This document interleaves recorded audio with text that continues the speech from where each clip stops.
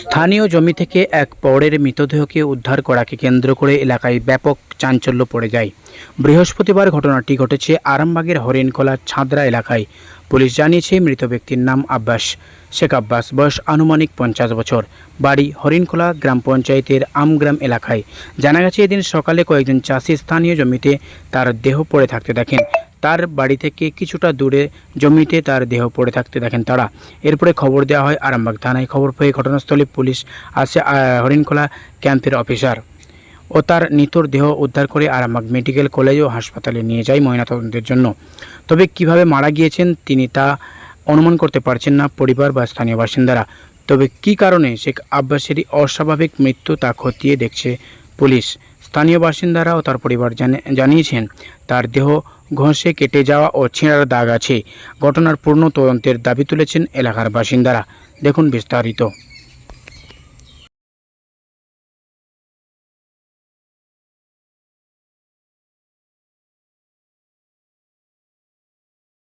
আমরা চাইছি এটা পদমাটামে নিয়ে যেয়ে যদি কোনো ক্ষেত্রে অন্য কোনো যদি কোনো বিধান থেকে মার্ডারটা হয় সেটা যেমন আইনভাবে শাস্তি পাই। আপনারা এটাও সন্দেহ করছেন হয়তো কেউ মার্ডার করতে পারে, হ্যাঁ, কেন ও কাজকর্ম করে 2000 1000 5000 এনি টাইম টাকা থাকে ওর কাছে পিটায় থাকে।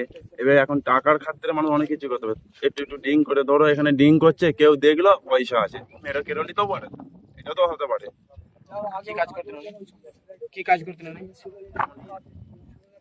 দেখছি এরকম এনে ওইদিকে মাদ্রা পাটবাড়ির মধ্যে ঢোকা ছিল এবং আমরা চিনতে পারিনি কেউ এটা কি আব্বাস নাকি। তারপরে আমরা তুলে দেখলাম যে এটা আব্বাস, ওকে তুলে দিয়ে সেখানে রাখা হলো। কখন দেখলেন? এই সকাল 6টা নাগাদ 6টা নাগাদ। তারপরে এই অবস্থায় দেখে আমার চিন্তা করলাম যে আমাদের আব্বাস, এটা মুখ দিয়ে নাক দিয়ে রক্ত বেরিয়েছে। আব্বাস মল্লিক, আমগ্রাম। কি করে হয়েছে আপনারা জানেন না? আমরা কি করে জানি, এবার নাক দিয়ে মুখ দিয়ে বেরিয়েছে, এবার কেউ বেরিয়েছে কি হয়েছে আর বলা মুশকিল। এখন এটা মনে হচ্ছে যত সম্ভব যে এটা সিধে হয়ে আছে, তো মনে হচ্ছে রাত্রের দিকে হয়েছে, মনে হয় রাত্রের দিকে।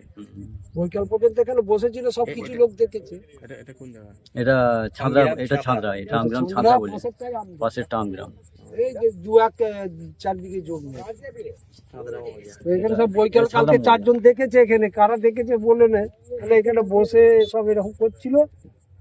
মাঝে মাঝে ড্রিঙ্ক করে তো যে অবস্থায় ওকে মৃত্যুদেহটা পাওয়া গেল, তার শারীরিক আকৃতিটা কিন্তু অন্যরকম।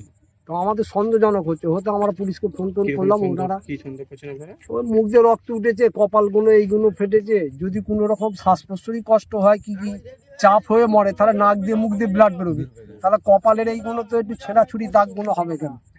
ওই জন্য আমরা বডিটাকে আর বাড়ি নিয়ে গেলাম না, আমরা পুলিশকে কনফার্ম করলাম যে প্রশাসন এটা দেখুক, পোস্টমর্টম হোক, তারপরে আমরা এখন এই পর্যন্তই আছি। এটা আমার ভাই, হ্যাঁ, আমি ওর বড়দা, হ্যাঁ। তো এই অবস্থা এখন পর্যন্ত। এখন কি চাইছেন তাহলে আপনারা? আমরা চাইছি যে এই মৃতদেহটার একটা তদন্ত হোক এবং এটা প্রমাণ করা যাক যে এটা কিভাবে মৃত্যুটা হলো, কেন কিছু মুখের আকৃতি দেখে, দৃশ্যদর্শী দেখে আমাদের একটা সন্দেহ দানা বাঁধছে। যদি সে মদ খেয়ে এইভাবেই তো মারা যেত, তার শারীরিক মুখের আকৃতিটা আলাদা, কিন্তু মুখের আকৃতিটা আপনারা ছবি তোলেন, দেখে আপনারা বোঝেন, সেটা হাইলাইট করে। প্রশাসন এসেছে, ওনারা এটা পোস্টমর্টমের জন্য হসপিটালে পাঠাচ্ছেন। ওনারাও বলছেন পোস্টমর্টম হোক, হলে আপনারা রিপোর্টটা পাবেন। শরীরে আরো কোনো এক জায়গায় এরকম আঘাতের চিহ্ন তো আছে, পায়ে হাতে ছেঁড়া আছে, আঘাতের চিহ্ন তো আছে, হ্যাঁ। এবারে আমরা প্রশাসনের উপরে ভরসা করছি, পোস্টমর্টমের উপরে ভরসা করছি, তার সঠিক তদন্তটা যেমন হোক। হ্যাঁ, স্বাভাবিকভাবে এটা আমরা ততটা মেনে নিতে পারছি না। কেন স্বাভাবিকভাবে তার শরীরের আকৃতিটা এইভাবে আসতে পারে, হ্যাঁ। সেই আকৃতির ছবিটা আপনারা মোবাইলেতে লোড করতে পারেন, দেখতে পারেন। দেখে এবারে হসপিটালে ওইটা পোস্টমর্টম হোক, ওই দেখা যাক কি আসে। তারপরে ভারতের যে আইন আছে, পুলিশ প্রশাসন আছে, তারা সেইটা নিয়ে ব্যাপারে তদন্ত করবে। আমার নাম জাকির হোসেন। ছাদরা হ্যাঁ, এটা ছাদরা আর এবং আমগ্রাম মৌজা পুরো পাশাপাশি আছে, 2-4 বিঘে জমি আছে। ওটা হচ্ছে ছান্দা মৌজা, বাড়ি হচ্ছে আগুইরা। আপনারা কখন দেখলেন এসে? আমরা বাড়িতে ঘুমোচ্ছিলাম, আমাদের প্রতিবেশী একজন এসে বললে এরকম আব্বাস এরকম মরে পড়ে আছে। কিভাবে মরে আছে সে খবরটা তো আর কেউ কিছু বলেনি। তার আমার ভাইয়েরা সব আসলো, দেখলো। এবার প্রথম কে খবর দিয়েছে না দিয়েছে সেগুলো আমরা জানিনি। খবর ভায়া হয়ে এই চা দোকান গেছে, এই চা দোকান থেকে প্রথম খবরটা গেছে। কারা দেখেছে এই চা দোকানওয়ালাই প্রথম বলতে পারবে যে কে দেখেছে, হ্যাঁ, কে খবর দিয়েছে সেই বলতে পারবে।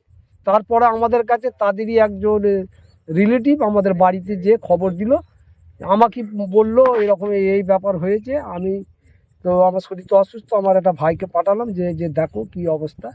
হ্যাঁ, কিছু বস্তা ফস্তাও এনেছিলাম, যা করে তাকে তুলে তালে নিয়ে যাব। এসে তার দৃশ্য থেকে দেখা যাচ্ছে মুখ দিয়ে নাক দিয়ে সব ব্লাড ফ্লাড বেরিয়েছে। তখন আমরা এখানে যে আমাদের গ্রামের প্রতিনিধি রয়েছে যারা পলিটিক্যালের ব্যাপারে থাকে তাদেরকে কনফার্ম করলাম যে এটা আপনারা একটু দেখেন, দেখে পুলিশকে কনফার্ম করেন। যারা তারাই এসে দেখে এই জিনিসটা করে তবে আমরা বডিটা নিয়ে যাবো, নাহলে নিয়ে যাবো।